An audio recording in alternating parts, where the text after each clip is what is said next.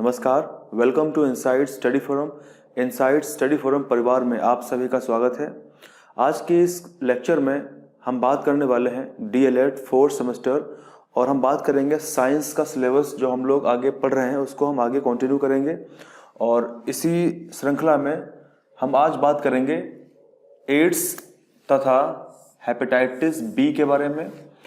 और आपके सामने ये बोर्ड पर पूरा चैप्टर लिखा हुआ है, तो आप लोग सोच रहे होंगे कि भाई चैप्टर का बहुत ही लंबा नाम है ये।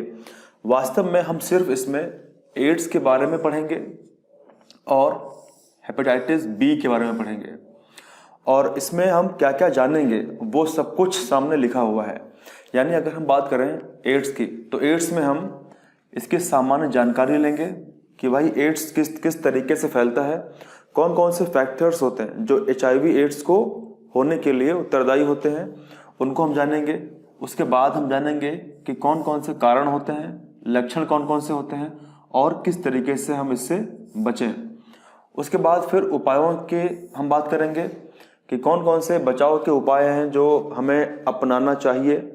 और खासकर जैसा हम जानते हैं कि HIV एड्स की अगर हम बात करेंगे तो इसकी जो अवेयरनेस है, यानी लोगों को अगर हम जागरूक करेंगे HIV एड्स के बारे में, तो उतना बेहतर तरीके से हम इस डिजीज़ के ऊपर कंट्रोल कर पाएंगे, क्योंकि अभी तक कोई इसकी वैक्सीन नहीं बनी है।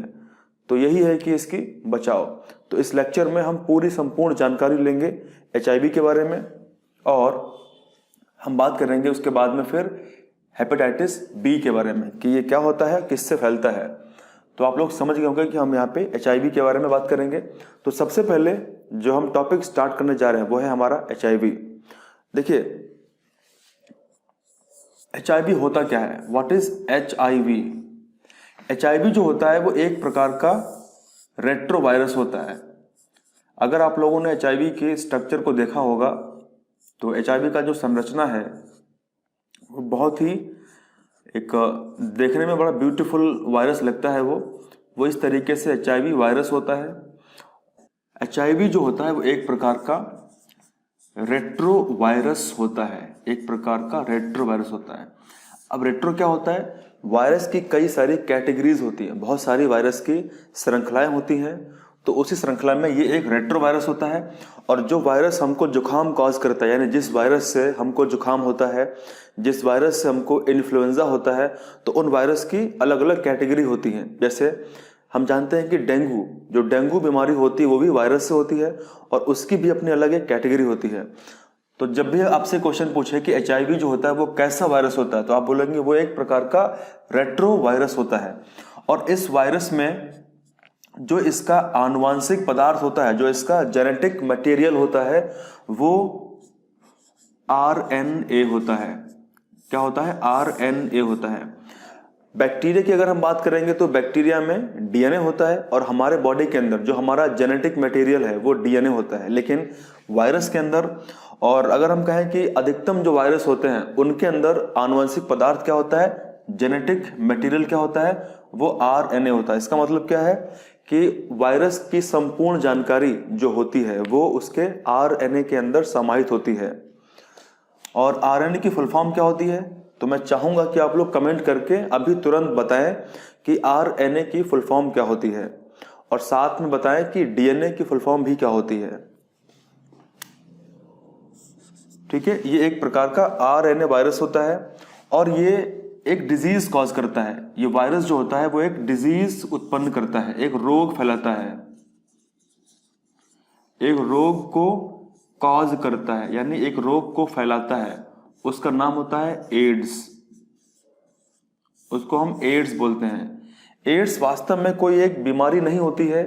एड्स में बहुत सारे लक्षण प्रदर्शित होते हैं, यानी जब भी किसी व्यक्ति को एड्स होता है तो उसको कई सारे लक्षण दिखाई देते हैं, तो उसी को हम एड्स बोल देते हैं। तो इस चैप्टर में हम पूरी संपूर्ण जानकारी लेंगे HIV के बारे में। अब यहाँ पे सबसे पहले हम बात करने वाले हैं कि HIV और एड्स की फुल फॉर्म क्या होती है। ठीक है, अभी मैं आपको केवल इंट्रो दे रहा हूँ संक्षेप में, उसके बाद में फिर हम बात करेंगे संपूर्ण रूप से। देखिए HIV की अगर हम बात करें तो H का मतलब क्या होता है, ह्यूमन। I का मतलब क्या होता है, इम्यूनो डेफिशिएंसी। और वी का मतलब क्या होता है, वायरस। तो जब भी आप अगर बात करें एचआईवी के बारे में तो एचआईवी की फुल फॉर्म जरूर ध्यान रखें, क्या होता है, ह्यूमन इम्यूनो डेफिशिएंसी वायरस। यानी एक ऐसा वायरस जो हमारे बॉडी के अंदर, हमारे शरीर के अंदर हमारे इम्यून सिस्टम को, अब यहाँ पे क्या लिखा हुआ है, इम्यूनो डेफिशिएंसी वायरस, यानी एक ऐसा विषाणु, एक ऐसा वायरस जो हमारे, जो ह्यूमन की इम्यून सिस्टम, इम्यूनो मतलब होता है इम्यून सिस्टम को क्या करता है, डेफिशिएंस कर देता है, यानी उसको कमजोर कर देता है, उसको बहुत ही वीक कर देता है। तो इसीलिए इसका नाम क्या पड़ा, ह्यूमन इम्यूनो डेफिशिएंसी वायरस। तो अब हम बात करते हैं कि एड्स की फुल फॉर्म क्या होती है। आप लोगों को अगर एड्स की फुल फॉर्म पता है तो आप लोग कमेंट करके तुरंत बताएं कि एड्स की फुल फॉर्म क्या होती है। एड्स की फुल फॉर्म की अगर हम बात करें तो ए का मतलब क्या होता है, एक्वायर्ड।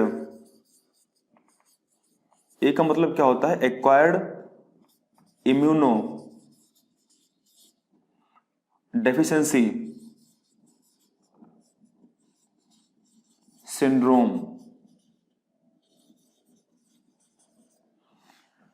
तो अगर आपसे एग्जाम में पूछे कि एड्स की फुल फॉर्म लिखिए तो आप लोग क्या लिखेंगे, एक्वायर्ड इम्यूनो डेफिशिएंसी सिंड्रोम। इसका मतलब क्या होता है, देखिए एक्वायर्ड का मतलब होता है उपार्जित, यानी एक ऐसी समस्या, एक ऐसी दिक्कत जो हमारे अंदर थी नहीं लेकिन वो कहीं से हमने इसको एक्वायर किया है, कहीं से हमने इसको उपार्जित किया है। और जब होता है, जब वो हम उस चीज को उपार्जित कर लेते हैं तो हमारे अंदर, हमारे इम्यून सिस्टम को डिफिशिएंट कर देता है। और उसके बाद में क्या होता है, वो उसके बाद में कई सारे सिंड्रोम, कई सारे सिम्टम्स। सिंड्रोम का मतलब होता है लक्षणों का समूह। इसका मतलब क्या होता है, लक्षणों का समूह, यानी ग्रुप ऑफ सिम्टम्स। ठीक है, तो सिंड्रोम का मतलब लक्षणों का समूह होता है, ग्रुप ऑफ सिम्टम्स। तो जब भी किसी व्यक्ति को एड्स होगा तो उसको बहुत सारे लक्षण दिखाई देंगे। तो इसीलिए तो आप लोग इस चीज को ध्यान रखेंगे। अगर हम बात करें कि एचआईवी के लिए टेस्ट कौन कौन से होते हैं, यानी हम जांच की अगर बात करें तो कौन कौन सी जांच होती है जिससे हम जानकारी ले सकते हैं कि एचआईवी हुआ है या फिर नहीं हुआ है। तो इसके लिए मुख्य रूप से 2 जांच जो है वो डॉक्टर करता है, और खासकर वो जांच कंबाइंड रूप से भी करता है, यानी एक साथ में भी उसको कर सकता है ताकि एकदम पुख्ता कंफर्मेशन हो जाए कि एचआईवी हुआ है। जैसे एचआईवी के टेस्ट के लिए अगर हमको इसका टेस्ट जांच करवाना है तो जांच के लिए एक एलिजा नाम का टेस्ट होता है। दूसरा अगर बात करें तो वेस्टर्न ब्लॉटिंग।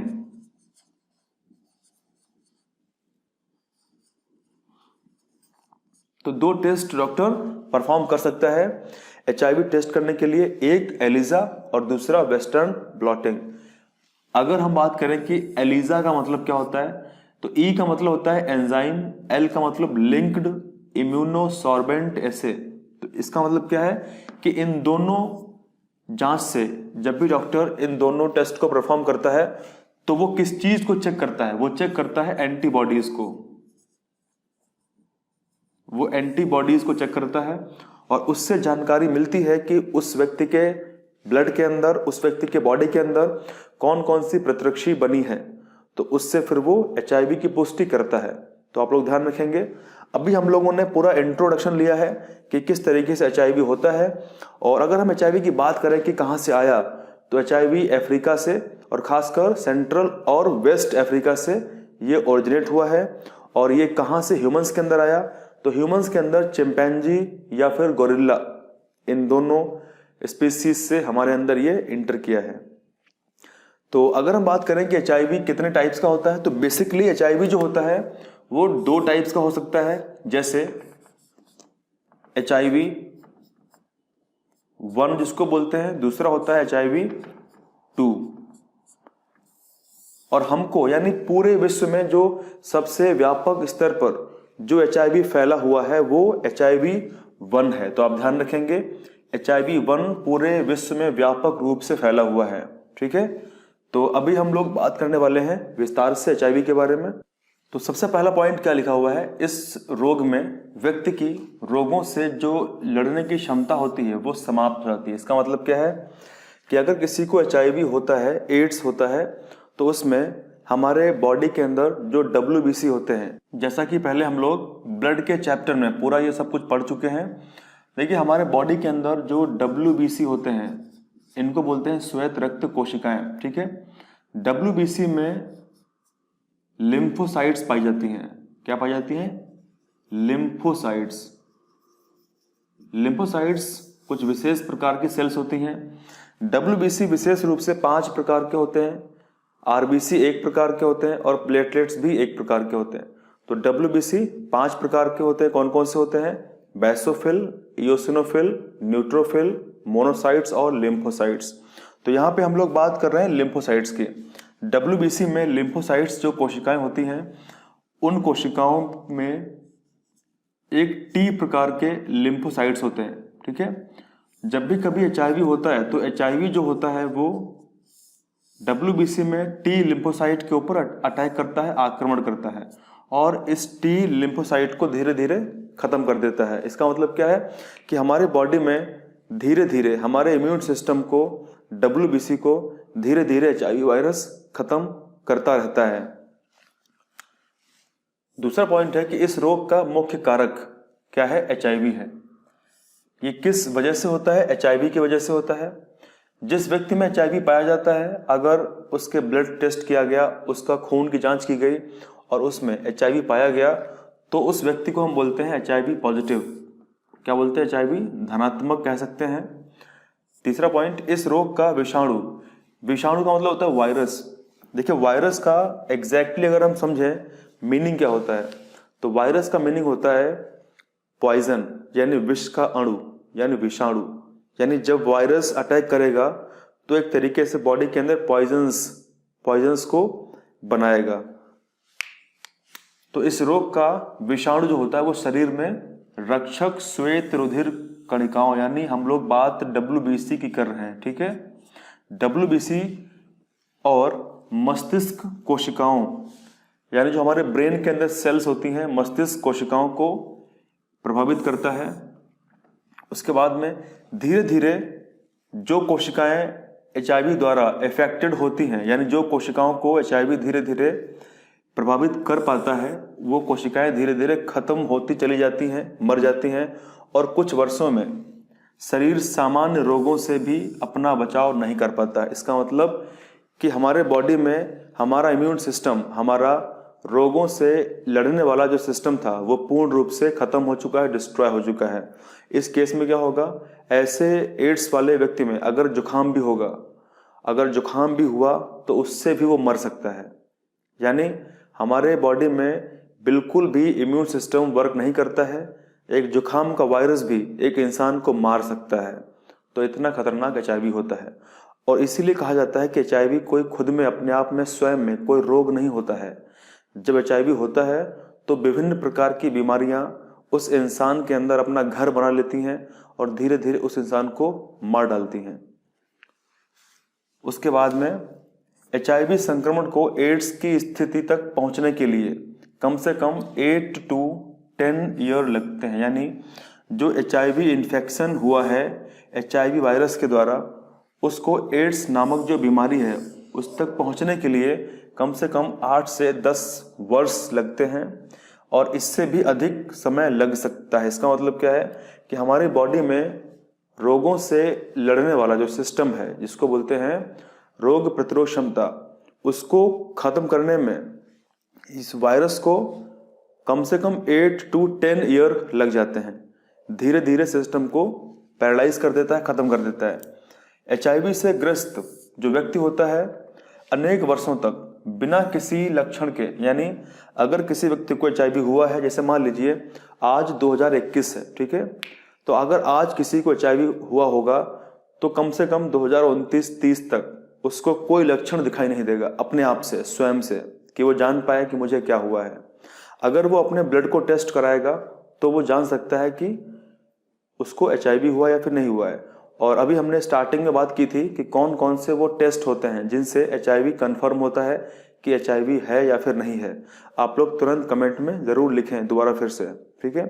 तो अभी हम लोगों ने कुछ विशेष बातें जानी HIV के बारे में, एड्स के बारे में, और अभी हम लोग बात करने वाले हैं कि कौन कौन से प्रमुख लक्षण होते हैं और किस तरीके से हम उसका बचाव कर सकते हैं। लक्षणों की अगर हम बात करें कि कौन कौन से लक्षण इसके होते हैं, तो एड्स के लक्षण इस प्रकार हैं। यह निम्न लक्षणों से हो सकता है, यानी इसके जो लक्षण है वो निम्नलिखित हैं। जैसे भूख न लगना। अगर किसी को एड्स हुआ है तो उसको प्राथमिक लक्षण उसका ये होता है कि वो उसको भूख बहुत कम लगती है, और यदि किसी को भूख कम लगेगी तो जाहिर सी बात है वो धीरे धीरे कमज़ोर होता चला जाएगा।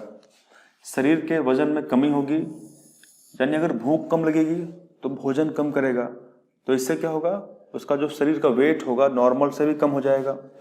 तीसरा, उसको फीवर लगातार बना रहेगा, उसको ज्वर बना रहेगा, त्वचा पर उसके ददोरे टाइप के, स्पॉट टाइप के पड़ना शुरू हो जाएंगे। और सबसे प्रमुख क्या होगा कि उस व्यक्ति के बॉडी के अंदर, उस व्यक्ति के शरीर के अंदर रोगों से लड़ने की जो क्षमता है वो खत्म हो जाएगी, वो कम हो जाएगी। तो ये इसके मुख्य लक्षण हो सकते हैं। अगर हम बात करें कि उसका मुख्य कारक क्या है, यानी HIV किस तरीके से फैलता है, तो यह मुख्य रूप से 3 कारणों से फैलता है। इसके मुख्यतः 3 कारण होते हैं। कौन कौन से कारण होते हैं? तो सबसे पहले असुरक्षित यौन संबंध स्थापित करने से, दूसरा रक्त के आदान प्रदान करने से, तीसरा अगर कोई संक्रमित माँ है तो उसके शिशु में ये पहुंच सकता है। अब देखिए, सबसे पहले हम बात करते हैं कि असुरक्षित यौन संबंध से किस प्रकार फैलता है। हमारे शरीर के अंदर अगर HIV वायरस होता है तो वो सीमेन के माध्यम से, मेल में सीमेन उत्पन्न होता है तो सीमेन के माध्यम से वो महिला में प्रवेश कर सकता है।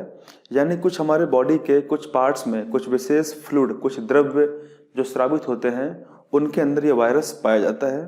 तो अगर किसी भी तरीके से असुरक्षित यौन संबंध होता है और वो दोनों में से कोई एक व्यक्ति अगर एड्स से संक्रमित है तो ये आसानी से दूसरे व्यक्ति को फैल सकता है। तो इसीलिए असुरक्षित यौन संबंध स्थापित नहीं करना चाहिए। दूसरा, रक्त के आदान प्रदान से।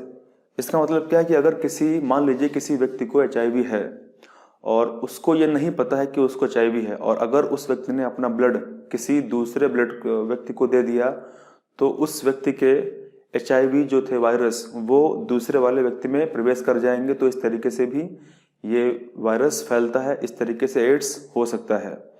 तो जब भी कभी भी कोई व्यक्ति अगर एड्स से पीड़ित है तो उसका जो ब्लड है वो कोई काम का नहीं होता है, डॉक्टर उसको एक्सेप्ट नहीं करता है, ठीक है। और जाहिर सी बात है कि अगर कोई व्यक्ति कभी भी अपना ब्लड डोनेट करना चाहेगा तो सबसे पहले उसका टेस्ट होता है कि क्या इसको कोई बीमारी तो नहीं है। अगर किसी व्यक्ति को कोई बीमारी है तो उसका ब्लड डॉक्टर नहीं लेता है, ठीक है। और तीसरी बात ये भी है कि अगर हम बात करें कि ब्लड के कांटेक्ट होने से HIV फैलता है, मान लीजिए अगर कोई व्यक्ति नाई की शॉप पे गया था और वो दाढ़ी वहाँ पे बनवा रहा था या कटिंग कटवा रहा था, तो जब नाई कटिंग काटता है तो ब्लेड से वो साइड को सेट करता है। तो अगर किसी व्यक्ति को HIV था और नाई ने उसी ब्लेड से उस व्यक्ति के साइड को सेट किया या दाढ़ी बनाई और उसमें वो कट गया, तो उस व्यक्ति के जो ब्लड मॉलिक्यूल्स हैं वो उस ब्लेड पर आ जाएंगे। और यदि उसी ब्लेड का इस्तेमाल उस नाई ने, उस बार्बर ने अगर किसी दूसरे व्यक्ति के साथ किया, अगर वो भी कट गया तो उसको भी ये हो सकता है। तीसरा, अगर कोई व्यक्ति एक सिरिंज को, एक निडल को, एक सुई को बार बार उपयोग में लेके आता है और इन केस कि अगर किसी HIV वाले व्यक्ति को वही सिरिंज इस्तेमाल किया गया था, वही सुई लगाई गई थी और वही सुई किसी दूसरे व्यक्ति को जब लगाई जाएगी तो इस तरीके से भी HIV फैलता है। उसके बाद में अगर कोई संक्रमित माता है तो उसके बच्चे को भी वो गर्भ में हो सकता है। तो ये इसके लक्षण थे और कारक थे। अगर आपके एग्जाम में लक्षण या कारक में से कोई भी चीज़ पूछता है तो आप लोग उसका उत्तर देने के लिए उत्तरदायी हो गए हैं। तो आप लोग ज़रूर इसको लाइक करें, शेयर करें। अगर वीडियो अच्छा लगता है तो सब्सक्राइब करें चैनल को। और मेरा एक और चैनल है मेरे नाम से, तो अगर आप लोग चाहें तो उससे भी जुड़ सकते हैं और वहाँ पर भी आपको कुछ विशेष क्लासेस दी जाएंगी। आप लोग YouTube पे सर्च करें मेरा नाम अविचल सर, तो आपको अविचल सर के नाम से एक YouTube चैनल मिलेगा जिस पे मैं कुछ वीडियोस अभी मैंने डाले हैं। तो आप लोग ज़रूर ज्वाइन करें। आपको वहाँ पे सीटेट या यूपी टेट की कुछ विशेष क्लासेस ज़रूर मैं प्रोवाइड करूँगा, ठीक है। तो अब हम आगे बढ़ते हैं। इस भयंकर रोग का बचाव कैसे करें, यानी कौन कौन से वो पॉइंट्स हैं जिनको हम ध्यान में रखें कि हमको HIV कभी जीवन में ना हो। तो आप लोग का एक कर्तव्य है कि आपके आसपास जो लोग अनपढ़ हैं, जिनको जानकारी नहीं है, वो नहीं जानते हैं HIV के बारे में, तो आप लोग ज़रूर ऐसे लोगों को बताएं कि ये कुछ उपाय हैं, ये कुछ जानकारियां हैं जो आप लोग ज़रूर साझा करें, क्योंकि अवेयरनेस अगर आप फैलाएंगे तभी हमारे देश में प्रत्येक व्यक्ति इस खतरनाक बीमारी से बच पाएगा। तो ये आपका एक मौलिक कर्तव्य भी है, ठीक है। तो इसके आगे हम बात करते हैं कि कौन कौन से महत्वपूर्ण पॉइंट हैं जिनको हम ज़रूर ध्यान में रखें। तो सबसे पहला ये है कि विसंक्रमित तथा साफ एवं नई सुई का और सिरिंज का उपयोग करें। जैसा हमने पहले कहा था कि ऐसी कोई सुई जो एक से ज़्यादा बार किसी व्यक्ति को लगाई जा चुकी है, अगर उस सुई का उपयोग कोई ऐसा व्यक्ति में किया जाता है जो व्यक्ति अभी अभी तुरंत आया है, उसको कोई समस्या है, तो हो सकता है कि उस सिरिंज में वो वायरस हो सकता है।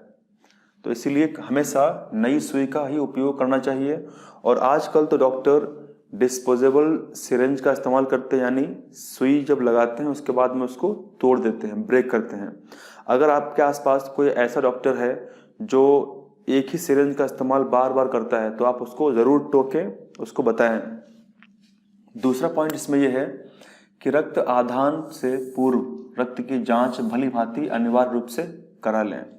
यानी ब्लड डोनेट करने से पहले आपको ये पता होना चाहिए कि आपको कोई संक्रमण तो नहीं है, तो इसका टेस्ट आप लोग भली भांति कराएं। ये एक सामान्य जानकारी है और ऐसा जानना, इसमें कोई किसी प्रकार की बुराई नहीं है।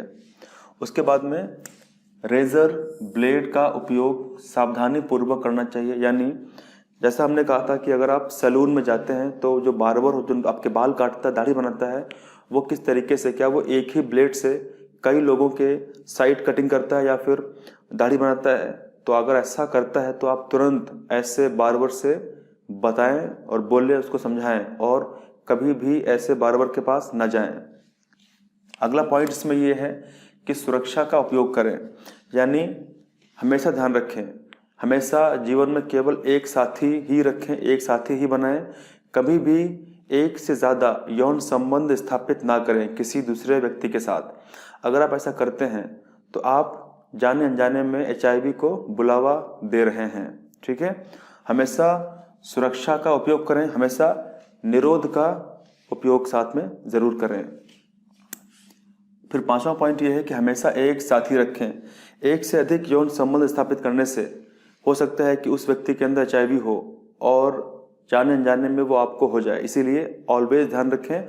और ये सारी बातें, इस ऐसी बातों को करने से बिल्कुल भी हिचके ना, बिल्कुल भी झिझक ना लें, क्योंकि यही कुछ बातें हैं जो आपको दूसरों को ज़रूर अवेयर करेंगी, ठीक है। तो आप लोग ज़रूर इन बातों को लोगों तक बताएं, उनको पहुंचाएं और समझाएं उनको। स्तनपान ना करवाएं।